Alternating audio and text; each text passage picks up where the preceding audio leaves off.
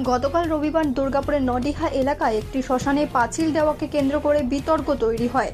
গ্রামবাসীদের অভিযোগ ছিল নিম্নমানের সামগ্রী দিয়ে তৈরি করা হচ্ছে ওই পাঁচিল। উত্তেজিত স্থানীয়রা বন্ধ করে দেয় কাজ। পাঁচিল ভেঙে দেওয়ার ভিডিও ভাইরালও হয়। আসানসোল দুর্গাপুর উন্নয়ন পর্ষদের তরফ থেকে সাফ জানিয়ে দেওয়া হলো এই পাঁচিল তৈরির সাথে তাদের কোনো সম্পর্ক নেই, অর্থাৎ এই কাজের দায়ভারও তাদের নেই। এক প্রেস বিজ্ঞপ্তি দিয়ে আসানসোল দুর্গাপুর উন্নয়ন পর্ষদের তরফে সাফ জানিয়ে দেওয়া হয়েছে এই পাঁচিল দেওয়ার কাজ পর্ষদ করছে না। দুর্গাপুর থেকে অনুরাধা সেনগুপ্তের রিপোর্ট, খাঁটি খবর।